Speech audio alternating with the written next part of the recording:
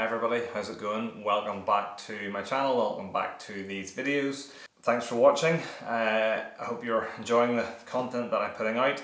If you're not subscribed to the channel yet, please do make sure you hit that subscribe button. I have just ticked over the 1,000 subscribers mark, which is excellent. It's a bit of a milestone for me. I've been working at this channel for sort of 4 years, so to get to 1,000 subscribers is it's pretty incredible for me, because I still work a full-time job, I have family and that sort of thing. So yeah, thank you. I really appreciate everybody who subscribes. Hopefully by now you will have seen my videos of my trip to Islay and Jura with my friend Stephen. If not, go back and watch them. It'll give you a bit of an insight into what this video is going to be about. This video is really going to be an overview of the kit that I used and took for my kind of 2-night, 3-day bike packing trip from Northern Ireland to the islands of Islay and Jura in the Inner Hebrides off the west coast of Scotland. So first of all, let's talk about the bike that I took. I mentioned it in the previous videos, but the guys at Fussell Bikes, who are a Northern Irish based bike company, they very kindly sponsored the videos and lent me one of their bikes. So they lent me a Fussell Causeway GR1. Really lovely gravel bike that they designed. It was set up with a Shimano GRX grip set, a 1x grip set. So it had an 11-speed 11-42 cassette on it, which was great for some of those kind of inclines and climbs, especially in the gravel in Scotland, to have that 42 tooth cog on the rear cassette. It was also set up with Hunt 4-season gravel wheels with 45mm WTB Riddler tyres, which were set up as tubeless. It also had a Brand X dropper post, which, although I didn't really use loads, was helpful to try and get my fit on the bike correct. The bike, with my Shimano SPD pedals on and my water bottle cages on, came in around about 10.5 kilograms. So it was a good 2.5 kilograms lighter than my own current gravel bike. So that was a real saving, and I noticed the difference right away. As soon as I picked up the Causeway and picked up the Jarry, my current gravel bike, the weight difference was noticeable right away. Overall, it was a really lovely bike to ride. It handled all the roads and terrain and everything smoothly and brilliantly. We were on the road for a bit. We were on farm trails and farm tracks. We were on gravel and like forest path. We were on grass. We were on sand, and I handled everything really well, except for loose, soft sand. But I mean, no bike, unless you have super fat tires, is gonna be great on soft sand. But yeah, the Causeway was brilliant to ride and handled all the terrain really well, and steep descents, steep climbs, the works. It was fantastic.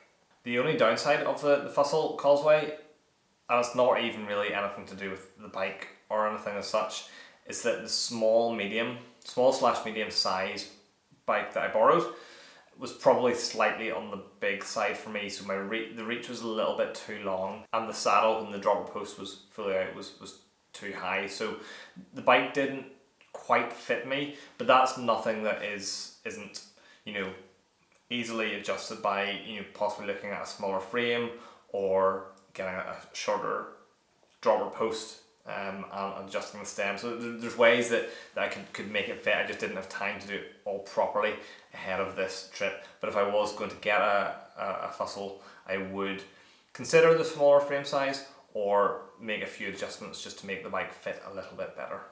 And again, I just want to say a huge thank to the guys at Fussell Bikes for lending me that bike. I'm kind of sad about having to give it back, but watch this space. If anybody knows what I'm like, I'll probably end up buying one. So lovely bike. Thank you again to the guys at Fussell. Right, so what about the actual bags that I took with me and the setup on the bike? Again, if you've watched previous videos, you'll know that my main setup for this trip was the tail fin aero pack setup. So I had the tail fin aero pack, the alloy aero pack with the pannier mounts, the pannier rack mounts on them. I had the 20 litre top pack on the tail fin rack, and then I had two 10 litre panniers attached to the rack as well. I guess the pros of the tail fin setup, and one of the reasons I went for the tail fin setup, one, it's really easy to switch between bikes. So once you have the different axles and stuff that you need for your different bikes, it's really easy to swap the tail fin setup between the bikes. That means it worked on the Fussell that I borrowed, it works on my gravel bike, my mountain bike and my road bikes. And I do have another trip later in the year to Glasgow, and that's going to be on my Canyon road bike. So obviously I want to use the tail fin on that as well, because it doesn't have any frame mounting points on the frame. So you don't need to worry about frame mounting points with the tail fin setup. So that's one of the main pros of the tail fin setup. So although I didn't really use the dropper post on the Fussell, it is dropper post compatible. If I ever use it on my mountain bike, again, dropper post compatible, which is a nice touch. It's really easy to take the panniers on and off. So whenever you get to camp or whenever you get to where you're going, it's just a matter of unclipping the panniers, lifting them off, and then again, two little clips at the axle and one clamp on the seat post, and that'll take the whole rear rack and top bag off as well. So super easy to take on and off. And that makes it much easier to unpack and repack rather than trying to do it all while it's on the bike. It's really stable while riding. The whole setup is really stable while riding. Again, on the road, on climbs, on descents, it's just really, you do notice it's there. Obviously you feel the extra weight and the feel of the bike and the balance is a bit different, but it is really stable. Even on gravelly descents, I didn't feel too uncomfortable. It was really stable and really good. The waterproofing on the bags is excellent. We had a total of 4 ferries on our trip, and the bikes were outdoors and exposed on those ferries. The ferry from Ballycastle, the Kintyre Express from Ballycastle to Port it definitely got spray on the bags and stuff, and the bags held up. Waterproofing was great, and we had a couple of rain showers, one very traditional Scottish mizzle, just where everything gets completely soaked. And again, the bags were brilliant. Waterproofing, the roll top feature, the waterproofing is all excellent. Everything inside was bone dry. Another nice feature of the rear pack on the top of the aero pack is that it has like a vent zip in it, just here. So what that means is you can compress the pack down and get it nice and compressed, get all the air out, and then zip that over closed. So that just helps with packing and keeping it compressed. So that's a really nice feature of the Tog pack, and I actually kind of wish they had something similar, some kind of valve, compression valve thing on the panniers. That would be brilliant if they had them, but they don't. I guess the cons, downsides of the tail fin aero pack and panniers and the setup there. If you've watched again my last videos, you'll know that when I actually tried to initially build them up, I got a couple of things wrong, and it was a little bit complicated to set those up. But again, the instructions were really good. I just found them a little hard to follow. But once it was done, that's a one-time thing. Once it's done, that's grand. Because of the weight on the rear of the bike, some of the gravelly climbs were a little bit concerning. Not concerning, but there were a couple of gravelly climbs where when I was putting the power down through the pedals, the front wheel was starting to bounce up a little bit, and then the weight on the back of the bike was making that worse. So that's something to watch out for. I don't think that's something that's unique to the tail fin aero pack. I think that's going to be the same regardless of what rear rack you're using, if you have a lot of weight in the rear and not so much in the front. So perhaps I need to consider fork bags at the front just to balance some of that out.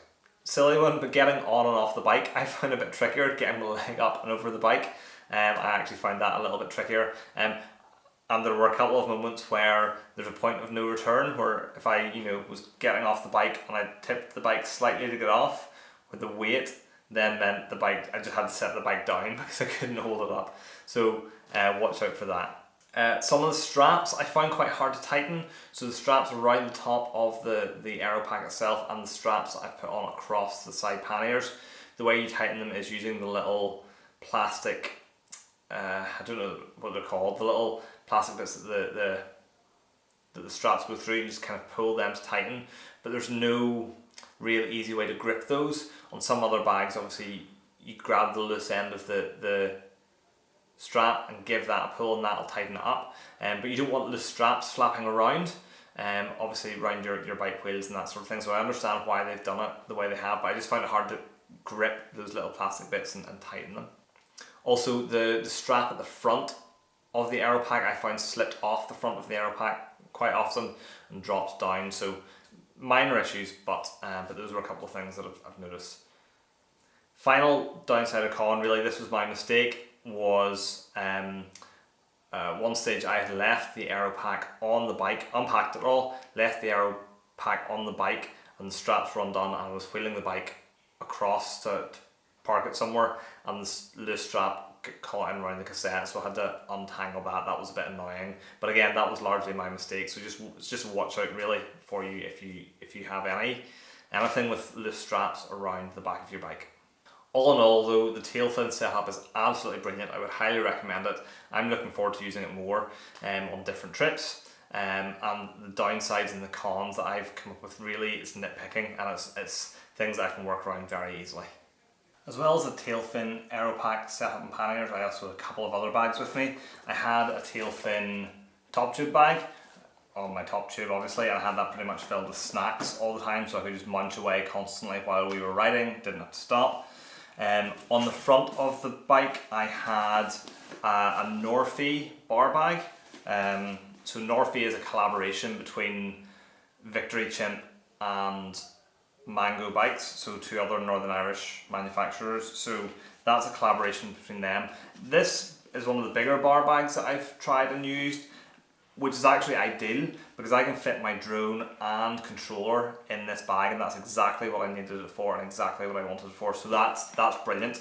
Only downside is on the very last leg of the trip on the ferry back home, I took this off the bike so it wasn't sitting exposed to the sea. Took the straps off and the little cord pulled it on to the head tube and managed to lose it. So I now need to try and get new straps for that. And then I had a frame bag on as well. This was just for some extra camera accessories, and to be honest I probably could have done without it. The frame bags are always a challenge for me. Because I ride such small frames, they tend to not fit around with water bottles, things like that. I'm always banging my knee on them, especially the loose Velcro straps. So not ideal, could probably have done without that. I then had my cycling jersey, which obviously had pockets in the back, and I had Victory Chimp cargo bib shorts, so I had cargo pockets in the bib shorts as well. And then I also carried this camera, the Fuji X-T4 with the 16-55mm lens. Carried that on my back with the reel strap. Now look, I probably did take more bags and stuff that I needed to, but there's a number of reasons for that. This is my first proper multi-day bikepacking trip, so I kind of erred on the side of caution on having too much space and too many things than too few. Obviously, as I am a photographer and I make these videos for YouTube and that sort of thing, I had a lot of camera gear, so I had, I think 4 cameras and attachments and tripods and different things like that. So normally, obviously, if you weren't taking photos or making videos, you wouldn't have any of that gear, so I needed to have a bit more space for that kind of stuff. And finally, the bikepacking trip was to Islay and Jura, and Islay is home to like 10 distilleries, world famous whiskey distilleries, and I definitely wanted to try and bring home a bottle of whiskey, so wanted to make sure I had space for that as well. So that's why I kind of had more bags than I probably needed ultimately. Okay, so what all did I take with me for 3 days, 2 nights bikepacking? I asked a number of more experienced bikepackers than me for advice on packing and what to take and what not to take, all that kind of stuff, in a couple of Facebook groups, a couple of other people who I've connected with on social media, that type of thing, and got some advice from them. And one piece of advice that came up time and time again was, aside from things like your first aid kit and your bike toolkit and spares and that sort of thing, anything you take should either have multiple uses or you should be using it all the time. So those are really the 2 criteria for what to take on a bikepacking trip when you're trying to pack light. So I did probably take quite a lot of stuff with me. I think anyway, in my very limited experience, whether you're going for a week or 2 days, 3 days, you kind of need to take the same kit. So I'm going to try and rattle through this quickly about what I took and where it went on the bike. In my right pannier, I had 2 pairs of socks. I had 1 pair of underwear, swimming shorts, and a little microfiber towel to dry myself. That was just in case we found somewhere we could go for a swim, or we wanted to grab somewhere we could grab a shower, that type of thing. Didn't do either of those things, so those are probably coming off the list. Took an eye mask. This is probably a luxury item, but very, very helpful whenever it came to 4 o'clock in the morning and I woke up because of the sunlight. I was able to put on my eye mask and go back to sleep for a couple more hours. I have the warm woolly hat. I took 1 t-shirt with me. I took 1 pair of trousers with me, so they were mountain bike trousers that zipped off into shorts. I had my cook set. This is an Alp Kit brew pot, 1 litre, and inside there's a lot of space in there. So inside the brew pot, I had my 100-gram gas canister, a lighter, a foldable spork. I had my little flat pack titanium coffee filter.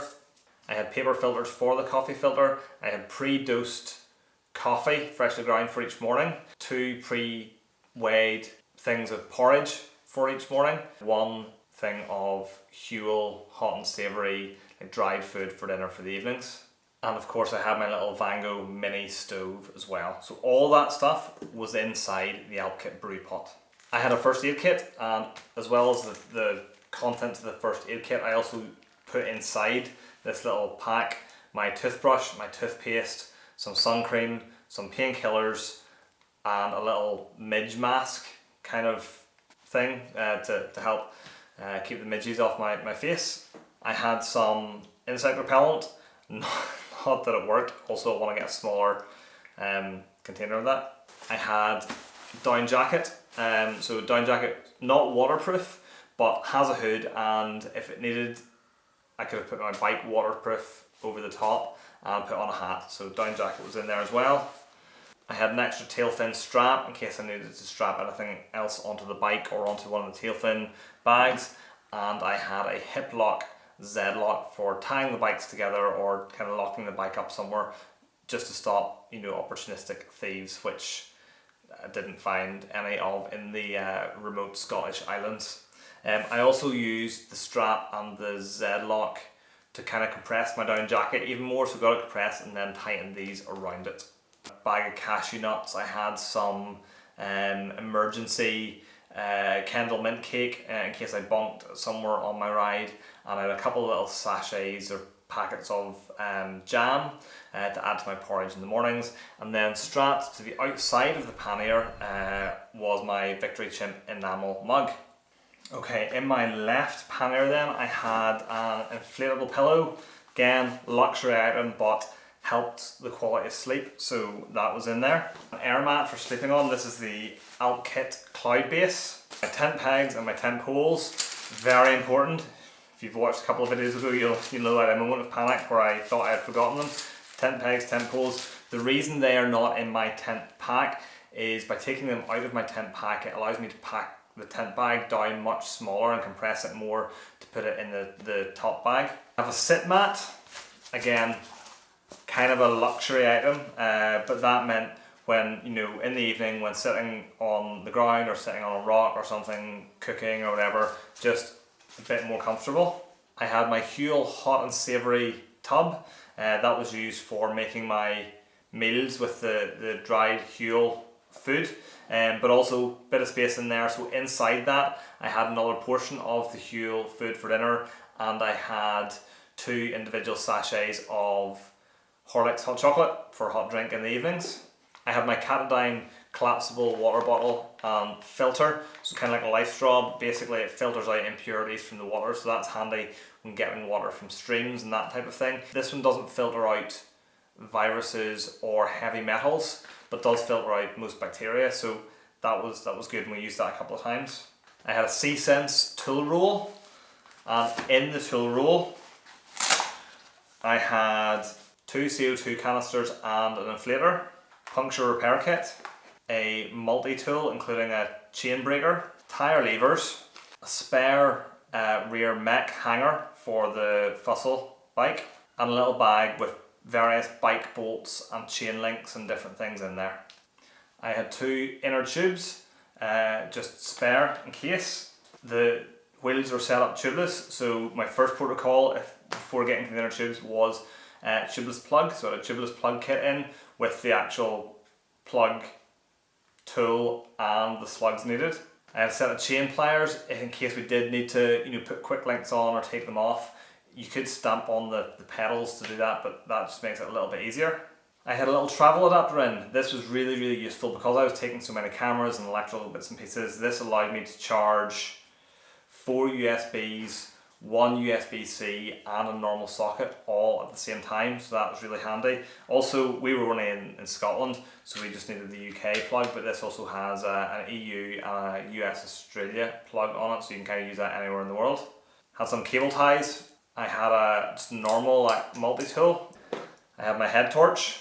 I had some electrical insulating tape, again just in case we needed to tape anything to the bike or do any little repairs that might come in handy for. Actually, what this did come in handy for was at one point we came across a lot of ticks. None of them had bitten us or embedded, but they were crawling all over us. And the easiest way to get rid of those fast, rather than trying to brush them off, was to get some of the electrical insulating tape and just kind of dab it across our skin and get those ticks off our skin before they actually had bitten us. And finally, a little packable backpack. This is a just 10 litre packable backpack which compresses down to really, really small size. That was just in case I needed any extra space or storage. And actually what I did use that for was just to carry a bottle of whiskey back to the ferry on the way home. Okay, in the top bag on my rear rack was my sleep system, largely apart from the pegs and the poles.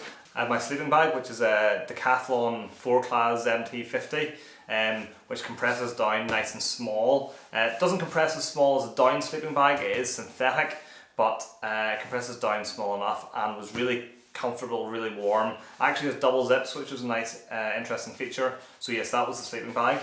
I also, in the rear rack, had the tent, inner and outer.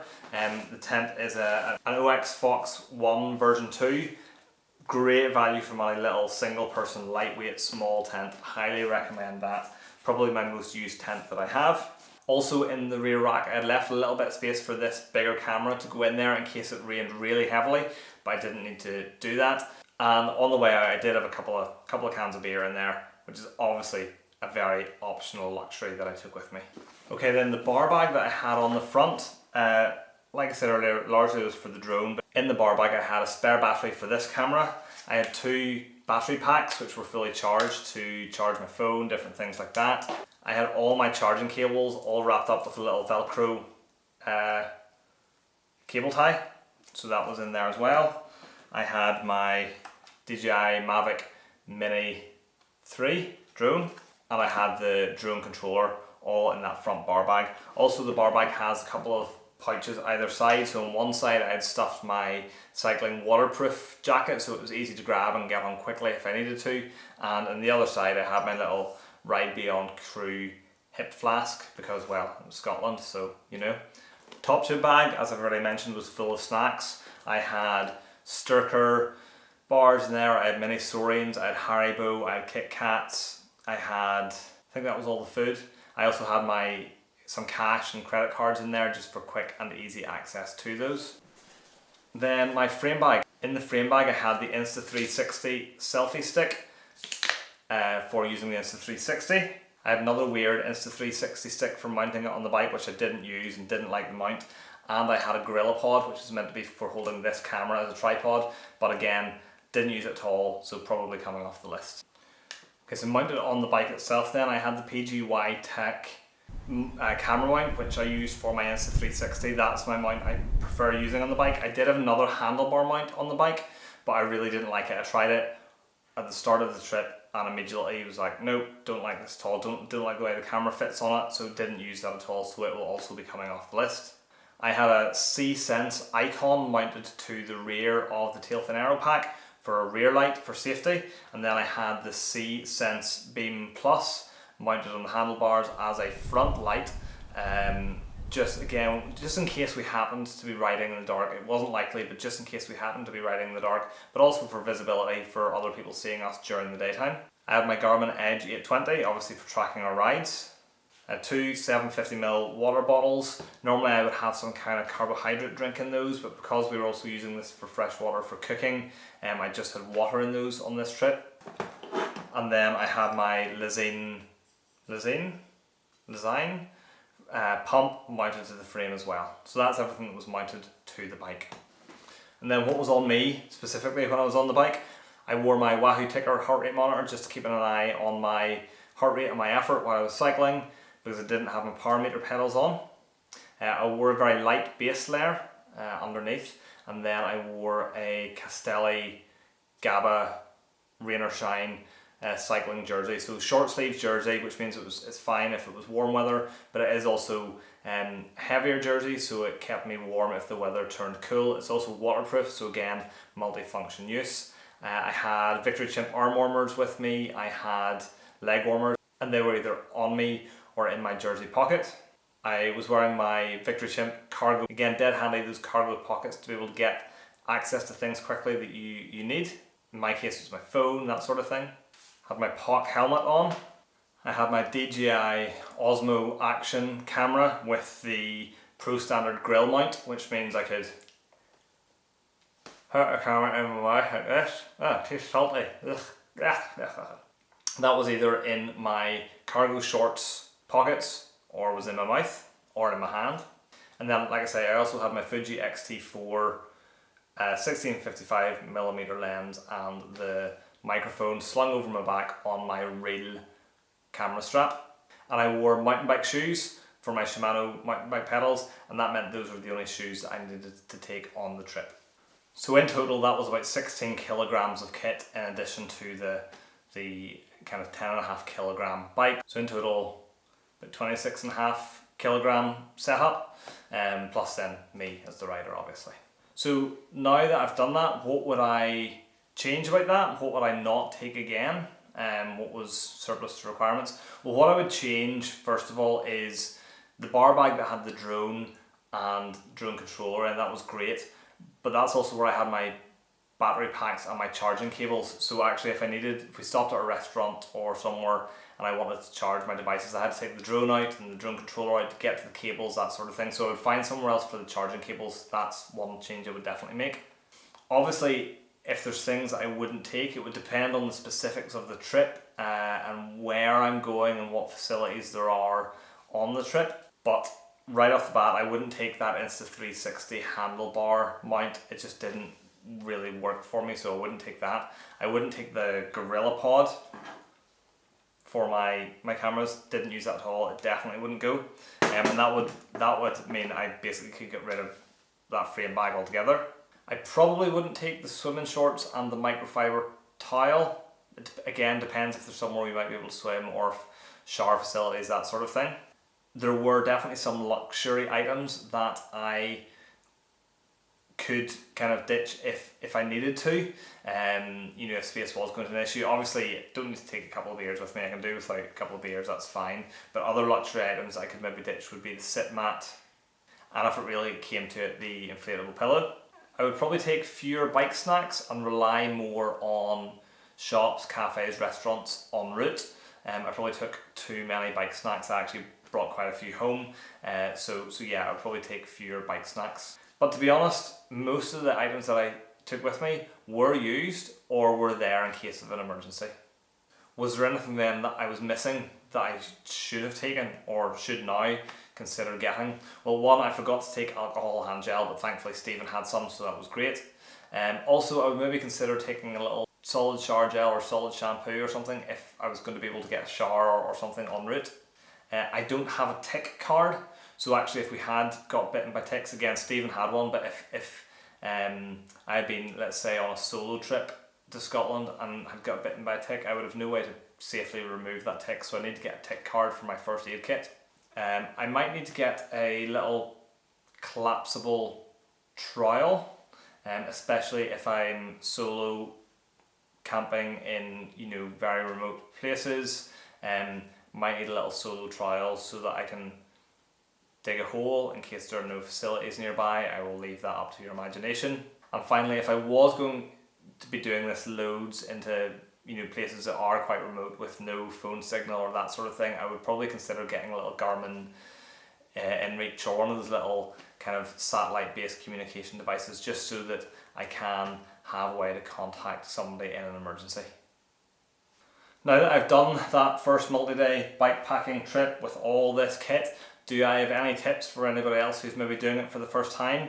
Yeah, I have a few things that I've learned from this experience. One is make a checklist for packing. Be like Santa Claus, make a list and check it twice. Yeah, definitely have a checklist for your packing. Do a test pack before your main trip. So do a test pack, make sure you can get everything fitted into your various bags, and you know where they need to be. And actually, when you've done a successful test pack, make a note of what items went into what bag and in what order, so that you can repack that when it comes to doing your actual trip. And on that, you should make a copy of that list, that packing list of what item goes where and in what order. Either save that to your phone or write it down and take it with you. That means if you need something when you're out en route, you know where to find it in what bag. It also means that when you are getting to your campsite or wherever you're staying and you're unpacking and repacking, you know what goes where and in what order. I found that really invaluable when I was on this trip. Double check everything before you set off. Make sure you have everything. Do a couple of checks to make sure you're ready to go. And also be aware that when you're out on your trip, things may change in terms of packing. You might find a better, more efficient way to pack while you're out on the road, especially once you start consuming any food you've taken with you. You might find that you have space frees up elsewhere. So for me, for example, my fuel container, my brew pot started to get emptier as the trip went on and I used that food, so I was able to get more items in there and free space up elsewhere. What's next for bikepacking for me? Well, I loved it. I really enjoyed it and I want to do more bikepacking. I want to bikepack more, I want to wild camp more. One of the big things that I really want to try is I want to try a solo trip at some point. Even if it's somewhere local, I've never done solo wild camping before. It kind of scares me, but I would like to do a solo wild camp, a solo bikepack trip, even just locally to begin with. I want to try and bikepack the whole way to the top of the island of Jura. We only got to the southern coast, so I want to get right to the northern tip of Jura at some point and generally explore more of the Scottish Islands. They are incredible. I would like to try and bikepack to mainland Europe, who knows? But my next immediate upcoming trip is in August. I am bikepacking by road, so I'm taking my Canyon road bike and I'm bikepacking to Glasgow to watch the Cycling World Championships. That will be slightly different. I'm not camping on the way and I'm not camping in Glasgow. I'm staying in B&Bs and Airbnbs, so it's going to be a whole different packing strategy. That's it. That's my gear, that's my packing, that's my tips for if you're going to be doing a bikepacking trip for the first time. If I've missed anything, if anybody has any suggestions, please leave them in the comments. If you have any questions, please ask away in the comments and I will try and give the best advice I can. As always guys, thank you for watching, I really appreciate it. Please do hit like, leave me a comment, don't forget to subscribe, and I will see you in the next video.